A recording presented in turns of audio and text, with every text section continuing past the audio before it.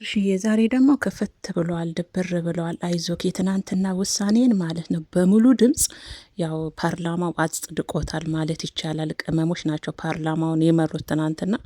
ያው ሁሉም በትናንትና ውሳኔ ተደስተዋል። ዛሬ ደግሞ ያው ደብረዋል። ምንም ማለት አይደለም። ያው እርግጠኛ ነኝ የሄርሜላ ነገር አይደለም እንደዚህ ድብር ያርጋ። በእርግጥ ቤተሰቦቼ ትናንትና አብርሽ ቢወስንም ያው ሩታ አልተስማማችበትም። ጊዜ ያስፈልገኛል ብላለች። ጊዜ ደግሞ ለሰጣት ይገባል። እንደዚህ ልትከፋ ልትደበር አይገባም። በሄርሜላ ምክንያት ብቻ እንዳይሆነ እንደዚህ ድብርብር ያለ ቀረ። ያቺ ሴትማ ከህይወት መውጣት የነበረባት እንደውም ገና ድሮ ነው። ቅመሞችን ብታቸው ትናንትና በአንተ ውሳኔ በሙሉ ድምጽ ነው እጃቸውን አንስተው ያጸደቁት። በቃ አብርሽ ትክክለኛ ውሳኔ ነው። በልጅና በትዳር አይደለም ከሄርሜላ ጋር ትናንት ከመጣች ሴት ከቤተሰብ ጋር እንኳን በትዳር ምክንያት ለድርድር የሚቀርብ ነገር የለም። እኛ ደስ ብሎናል ብለው ያው እጃቸውን ከፍ አድርገው ነው በትናንትና ውሳኔ ያጸደቁት። ና ደስ ሊልክ ነው የሚገባው። ሩታየም ያው ጊዜ ስጣት፣ ጊዜ ያስፈልጋታል። አንተም ደግሞ ስትወስን አባቴ ጀንተል ብለህ ነው ለውሳኔ ጠንካራ ወንድና ጀግና ወንድ መሆን አለብክ። አንገት ደፍቶ ተርበትብቶ ምናምን በእርግጥ ያው ላላስቀይማት አይነት ነገር ይመስላል ሄርሜላን። ግን ቢሆንም በሚስት ፊት ማንኛውም ነገር ስትወስን ሚስት በአንተ ልበ ሙሉነት ተሰምቷት፣ በአንተ ኮንፊደንስ ተሰምቷት ባሌ እኮ እንደዚህ ነው የኔን ውሳኔ ያከብራ ሲወስንም ደግሞ በልበ ሙሉ ነው ብላ ቀና ብላ እሷም እንድትናገር አንተም ቀና ብላ በኮንፊደንስ ነው መወሰን ያለብህ። ውሳኔዎች ላይ ልትጸጸት አይገባም። የትናንትና ውሳኔን ያው ሁላችንም አጽድቀነዋል አይደል? ቅመሞችዬ ደስ ብሎናል። ቢዘገይም ይሁን ብለናል። በነገራችን ላይ ሩታ ግን ያው መጨረሻ ላይ ሀሳቧ ጥሩም አይደለም። ግን ጊዜ ስጣት፣ ጊዜ ያስፈልጋት። የትም አትሄድ፣ የልጅ እናት አይደለች? የት ትሄዳለች?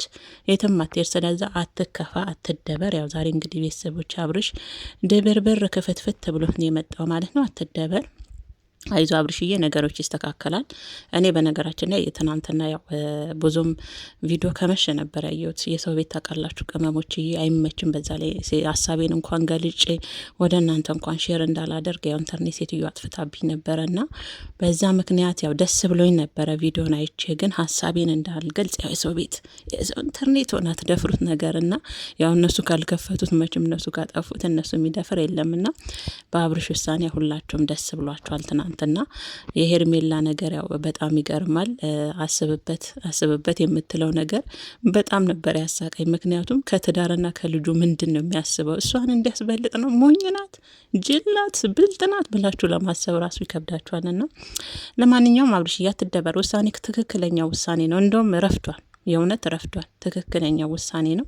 ከሚስትና ከልጅ ከትዳርማ የሚበልጥ ነገር የለም። ሚስትንና ትዳርንና ልጅንማ እንኳን ለሄርሜላ ተውና ለቤተሰብ ላይ ራሱ ለድርድር የምታቀርባቸው አይደሉም። እና አብርሽዬ ቆፍጣን በል። ከዚህ በኋላ የምን ማቀርቀር ደግሞ እንደ ሄርሜላ ልጅ ጀምር እንደ አንተም ደግሞ በሙዚቃ ልታቀረቅርብን ነው እንዴ? ተው እንጂ ተባብርሽ። ሄርሜላን ራሱ ያው በጉጉት እየጠበቅናት ነው። እንግዲህ ስሜቷን ያው በቲክቶክ ነው የምታጋራል። እንዴት ነው የትናንትናው የአብርሽዬ ውሳኔ የሚለውን እንግዲህ በአፏን ባትገልጽ ያው በሙዚቃ ትገልጽልናለች ብለን እየጠበቅን ስሜቷን ለማዳመጥ ያው በጉጉት ነው ያለ ነው። ቲክቶክ ነው ማለት ነው። አብርሽ ደግሞ ዛሬ ድብርብር ብሎት ነው የመጣው። በውሳኔው መቼም ተጸጽቶ ነው ብዬ አላስብም። እኔ መቼም ሄርሜላን ስለወሰንክ ከህይወታችን ውጪ ልጄንና ሚስቴን እወዳለሁ፣ ከሚስቴና ከልጄ ጋር ነው መኖር ያለብኝ፣ ህይወቴን ማስተካከል አለብኝ ብለህ በወሰንከው ውሳኔ ተጸጽተህ እንደማይሆን ተስፋ አደርጋለሁ አብርሽዬ። ይሄ እኮ የሚያስደስት ትክክለኛ የወንድነት ውሳኔ ነው እንጂ የሚያጸጽት ውሳኔ ነው ብዬ አላስብም አብርሽዬ። ለማንኛውም አትደበር፣ አትከፋ፣ አይዞክ። ሩታ ብቻ ሳትሆን ያው ቅመሞችም ከአንተ ጎን ናቸው። በርታ፣ በዚህ ቀጠን። ወንድነት ደግሞ በነገራችን ላይ ሄርሜላን ብቻ አይደለም በዙሪያ ያሉትን ራሱ አላስፈላጊ ጓደኞችን እነዚህ እያመጡ የሚያጣብሱህን ሄርሜላን የሚያመጡት እኮ እና አቤል ናቸው አይደለ? እነሱን ጭምር በቃ ሩታ ማትፈልገውን ነገር መራቅ አለብን። ለትዳር ሰላም፣ ለትዳር ፍቅር፣ ልጅህ ጤነኛ ሆኖ እንዲያድግ፣ ሀይምሮ ጤነኛ ሰላም ያለው ልጅ ሆኖ እንዲያድግ በቃ መወሰን፣ ሁሉን ነገር መወሰን፣ አላስፈላጊ ጓደኞችን መሸሽ። ሰው ለልጁና ለትዳሩ ስንት መስዋዕት ይከፍላል አብርሽዬ።